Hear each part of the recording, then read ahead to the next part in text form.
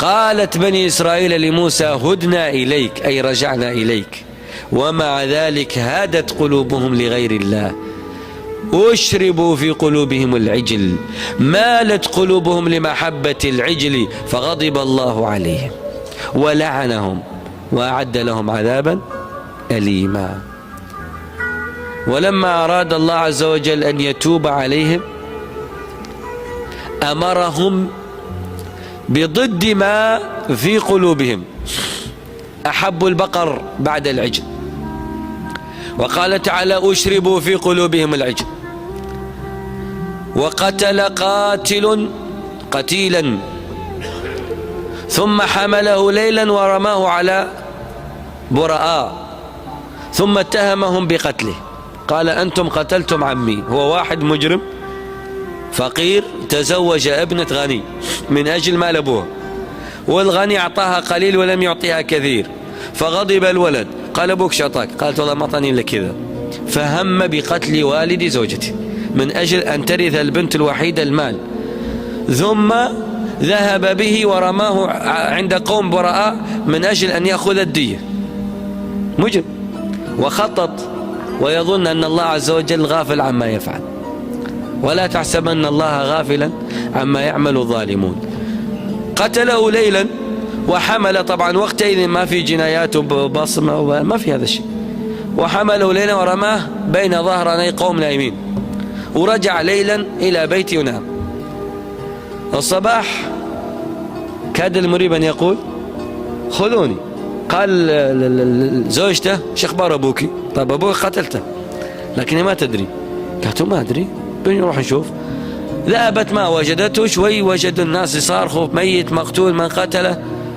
شافت البنت أبوها فجاءت عن زوجها قالت له أبويا قتلوا الناس، وإذا تحبني لازم تنتقم لأبوي.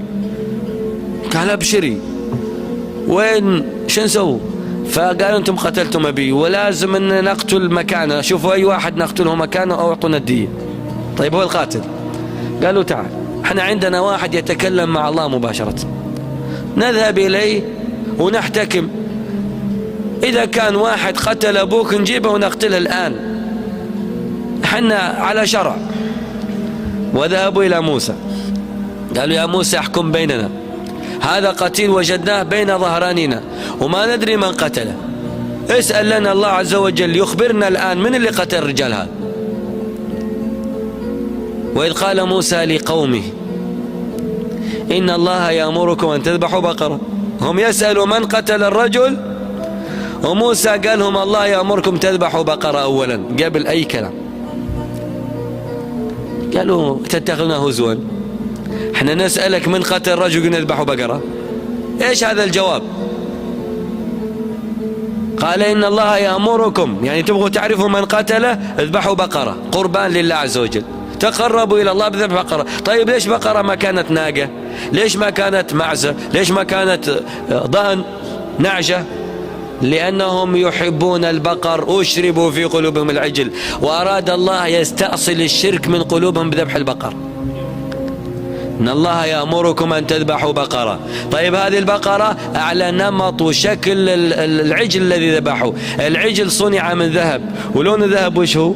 أصفر، وصاروا يحبون البقر الأصفر ويقدسونه.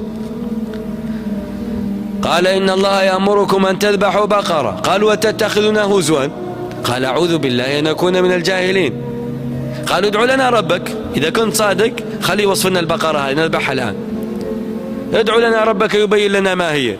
البقر كثير أي واحدة.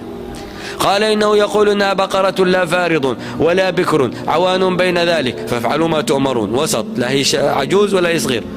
قالوا ادعوا لنا ربك يبين لنا ما لونها.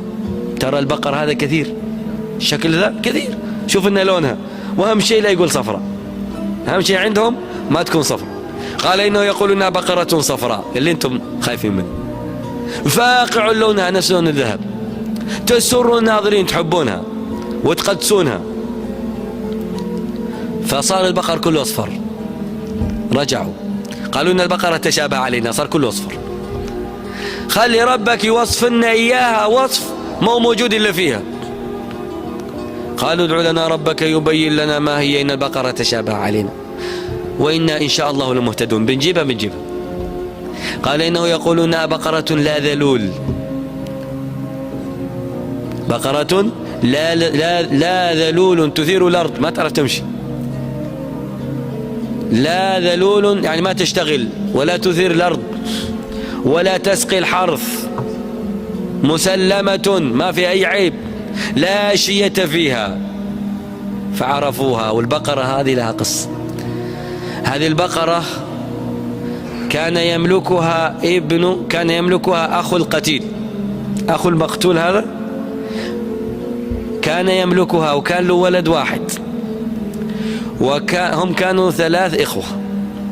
واحد غني جدا وليس له إلا بنت، وواحد فقير جدا وليس له إلا ولد، وواحد متوسط وله ولد واحد، صاروا ولدين وبنت. فهذا الغني عنده ابنين أخوين، ولد الفقير أخوه الفقير اللي ما عنده شيء، وولد أخوه المتوسط. اختار المتوسط وزوجه وخلى الثاني.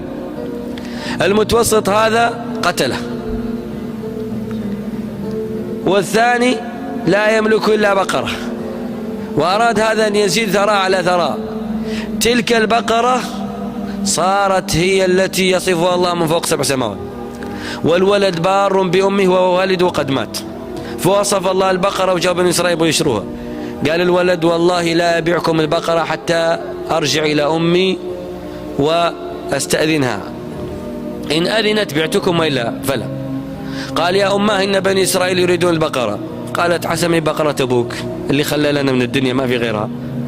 قالت لا ليست للبيع، ما دمت حية يا ولدي لا تبيعها. قال لا البقرة ليست للبيع. قال لهم موسى افعلوا ما أمرتم به، لأن الله أخذ منكم الميثاق ورفع فوقكم الجبل، وأي أمر قال لكم الله ما نفذتوه يغضب عليكم جميعا. قال يا ولد بيع لنا البقر. قال لا ما أبيعها. قال ما أبيع. ليش؟ قال أمي رافضة. قال انقص نذهب لأمك. راحت بني إسرائيل كلها عند أم الولد. شوف الأم إذا كان ولدها بار يكون لها مكانة. كل بني إسرائيل جاءوا عند الأم هذه، قالوا يا فلانة بنت فلان ويا أم فلان احنا جماعتك، والله بيغضب علينا لو ما ذبحنا البقرة، بيعينا إياها. قالت اسمعوا البقرة ليست للبيع. ليه؟ بقرة ليست وإن كان ولا بد فوالله لا أبيعها إلا بوزنها ذهب. يلا. فجمعوا كل ما عندهم من ذهب. وهذا ابتلاء ثاني، لأن العجل الأول صنع من إيش؟ من ذهب. صاروا يحبوا الذهب ويحبوا البقر، فذبحوا البقرة واشتروها بما معهم من ذهب. قالوا والله هذا ما عندنا من ذهب، كل شيء جمعوه، حتى اللي في أذان نسائهم وأيديهم حليهم كله جمع، وأعطوه لهذه المرأة. فأصبحت هذه الفقيرة الصابرة وولدها الفقير الصابر أغنى بيت في بني إسرائيل. ثم ذبحت البقرة، ثم أخذ موسى منها جزء وضرب به الميت. قال تعالى في شأن هذه القضية وإذ قتلتم نفسا فادارأتم فيها والله مخرج ما كنتم تكتمون فقلنا اضربوه ببعضها كذلك يحيي الله الموتى ويريكم آياته. فأخذ موسى جزء من البقرة وضرب به الميت وصح الميت وجلس، وقال له موسى من قتلك؟ قال ابن أختي النذل اللي زوجته بنتي وأعطيته وفعلت وقتلني وحملني في الليل وحطني كذا، وذكر كل شيء وبعدين مات. فقامت بني إسرائيل على النذل وقتلوه ورجموه. وذاك الشخص الآخر اللي كان ممنوع لفقره تزوجها وأصبحت زوجته الصالحة وزوجها الصالح، والأمر بيد الله. اللهم إياك نعبد وإياك نستعين.